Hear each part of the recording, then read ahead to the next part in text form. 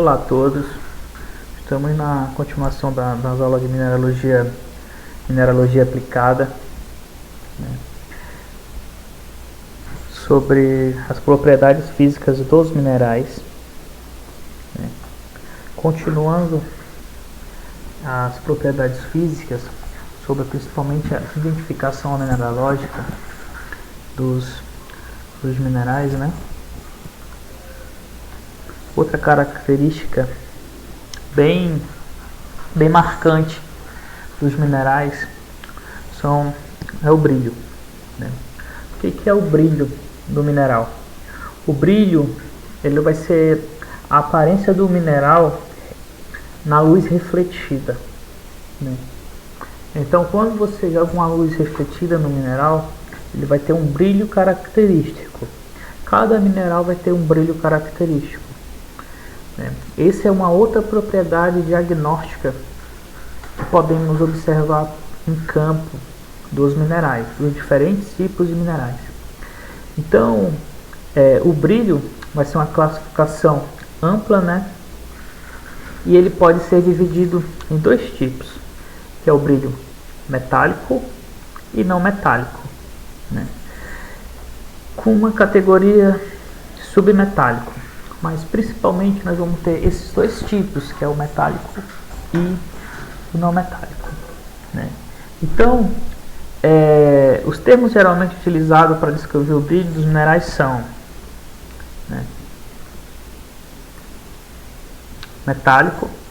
Quando o brilho é metálico, ele vai ter um brilho semelhante aos metais. Como diz o nome, metal. Quando a gente observa um brilho de um metal, ele tem essa característica. Então, eles vão ser característicos por minerais que vão ter ligações metálicas, minerais onde vão ter uma densidade mais elevada, né, ou parcialmente metálicas, né. Esse tipo de brilho vai ser comum nos minerais dos grupos dos minerais nativos, sulfetos e alguns óxidos, né.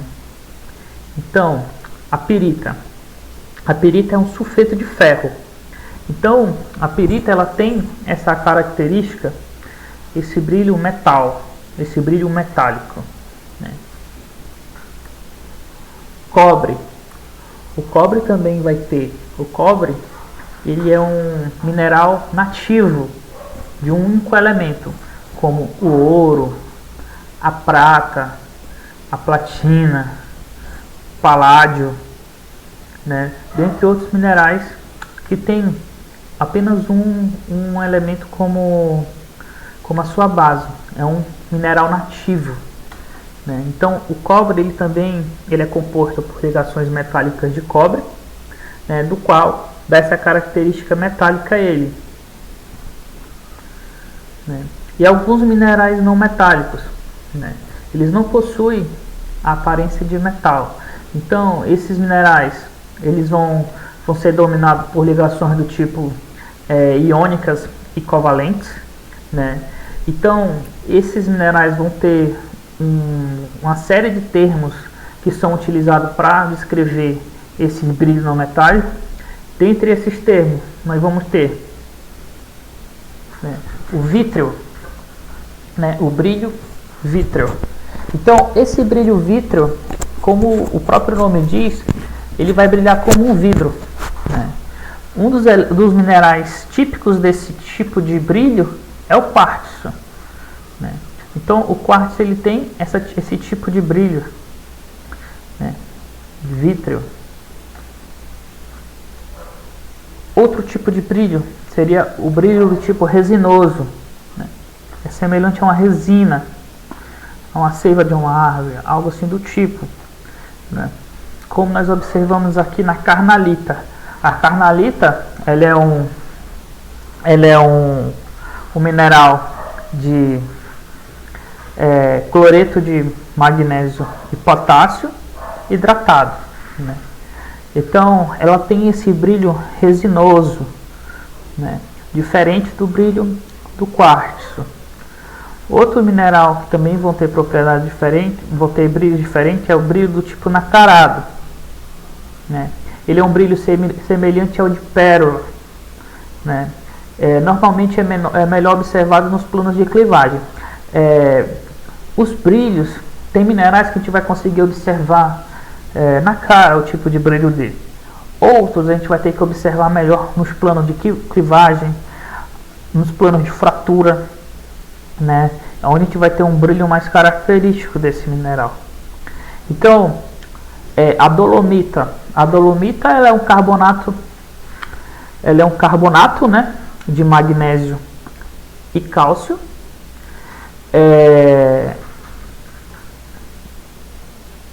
Ela tem esse brilho do tipo nacarado, é um brilho perolado, né? Temos também o brilho do tipo gorduroso ou graxo, né? Que ele vai lembrar uma superfície coberta de óleo, né? No caso nós temos a nefelina, né? Que é um alumosilicato de sódio, né? Às vezes a gente observando apenas as imagens, a gente não consegue identificar legal esse tipo de brilho. Isso é melhor a gente fazer numa aula prática. Eu já deixei organizado, tomara que a gente volte logo para as aulas, para nós termos 2 aulas que eu conversei com o professor lá da universidade, da UFAM. Nós temos 2 aulas, 2 final de semana, 2 sábados, assim que voltar à normalidade, a gente vai ter 2 aulas práticas no laboratório de mineralogia da UFAM, né? Então, quando voltar tudo, então a gente vai passar pelo menos uma manhã, uma tarde, conforme a gente combinar os horários, tendo essa aula prática, tendo vários tipos de minerais que tem o Museu de Mineralogia lá da universidade. Então a gente vai conseguir observar todas essas características, né? Brilho do tipo sedoso, né? Ele vai lembrar uma seda, né? Ele vai ser comum nos abestos, né? E na gipsita fibrosa. E também temos o brilho do tipo adamantino.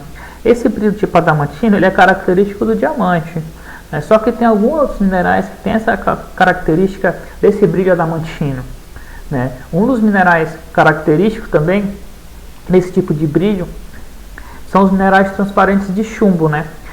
Como no caso a cerocita. A cerocita, o que ela é? Ela é um carbonato de chumbo. E a anglesita, que é um sulfeto de chumbo. Então aqui nós temos uma gipsita, que é um carbonato de ferro, né?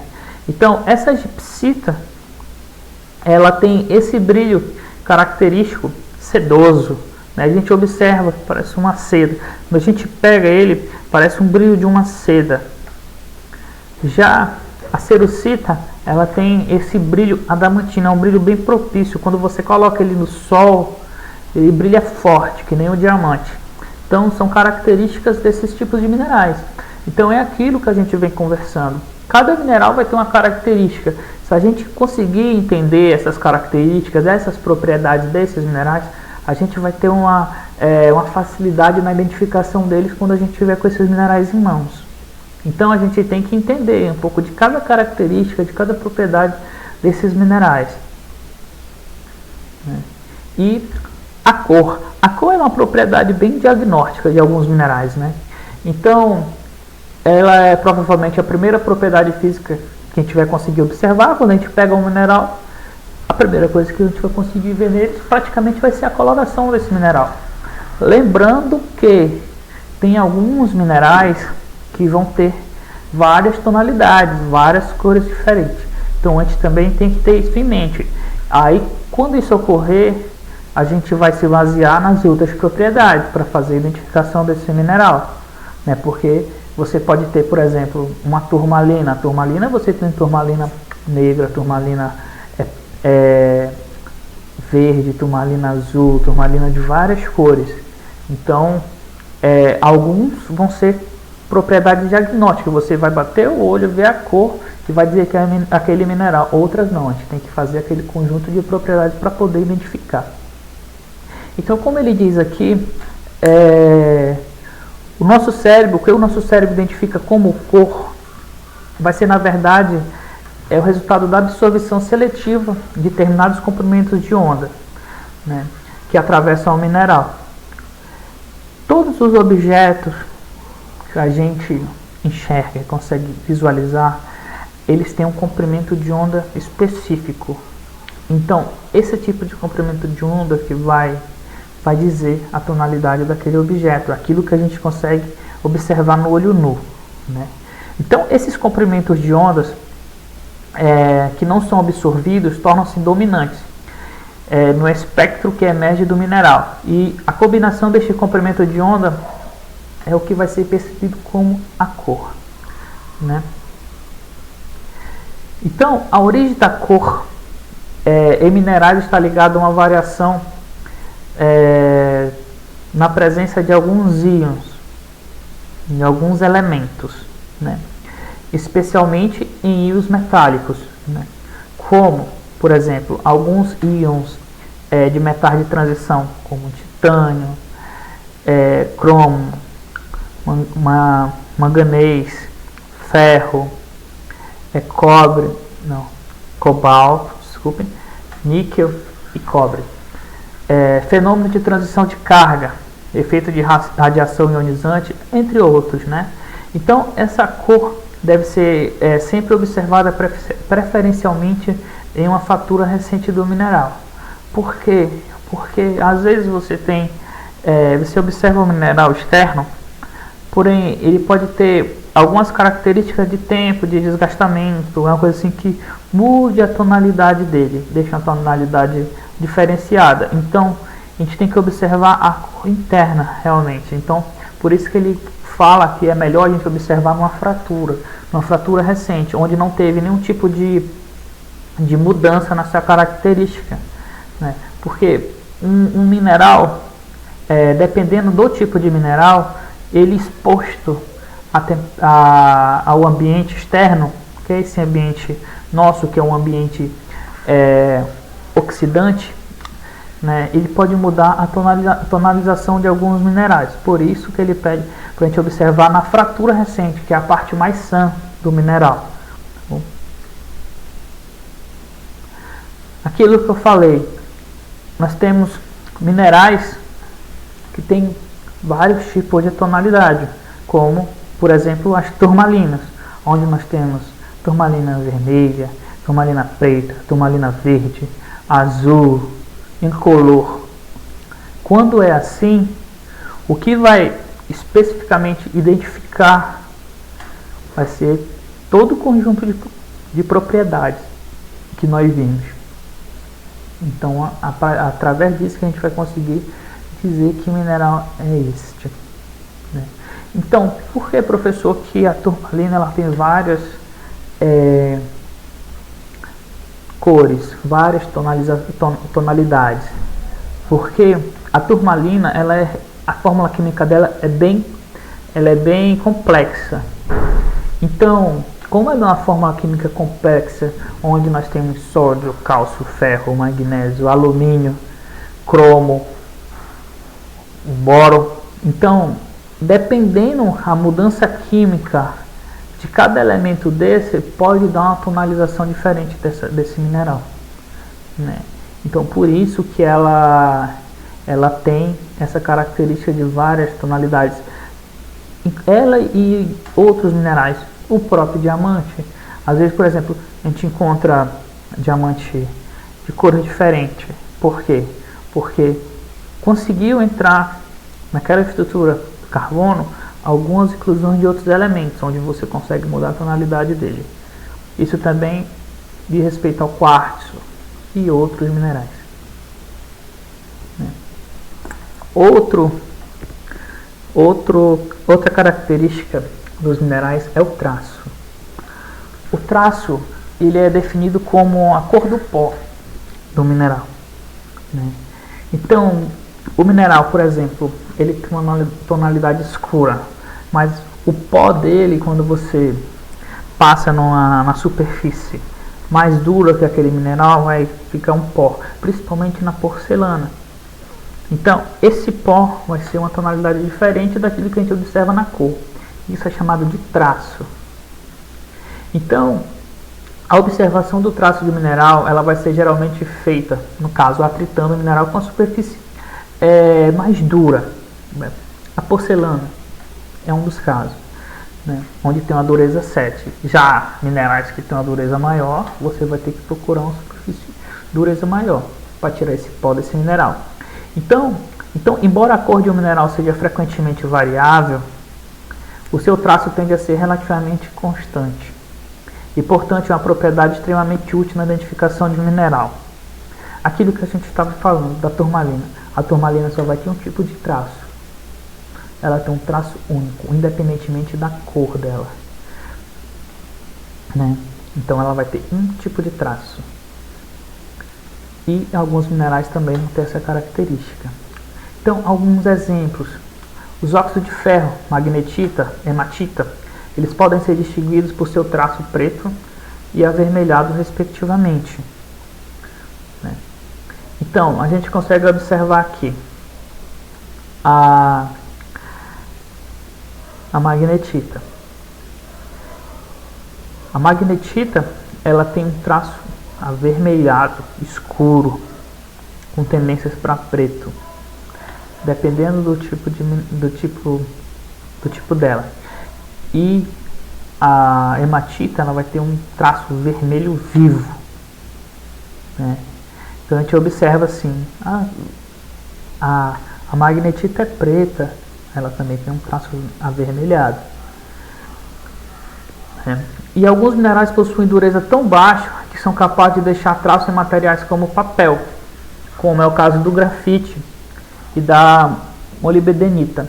O grafite é um mineral. Esse grafite que a gente utiliza no lápis, ele é um mineral. Só porque, vocês lembram da dureza do grafite? A dureza é relativamente baixa. Então, por isso que a gente consegue riscar o papel, porque o papel é mais duro do que o grafite. Então, ele vai se desgastando e vai ficando o traço dele no papel. Então, essa é uma das características dos minerais, né? Então, aqui nós temos alguns minerais com os respectivos traços. Por exemplo, o ouro. O ouro vai ser basicamente amarelo, a cor do mineral. Dificilmente você encontra ouro de outra cor. Varia a tonalidade do amarelo, mas é amarelo. Então, o traço dele vai ser amarelo a dourado, né? A hematita, ela é vermelha para marrom. O traço dela também é vermelho. A crocoíta é marrom avermelhado. Porém, o traço dela é amarelo, né? A calcopirita, ela é amarelo, parecido com ouro, porém ela é ferro e ela vai dar o traço preto, né? Ela tem um traço preto. Então nem sempre a cor do mineral vai ser a cor do traço, né? Outro, a barita, né? Ela é preta avermelhada com um traço vermelho. O molibdenita, né? Ela é prateada, só que ela tem um traço cinza, né? Então a gente consegue ver que alguns minerais vão ter uma cor, um traço diferente, né? Esse traço vai estar interligado com a química do mineral, né? Não com a estrutura externa do mineral apenas.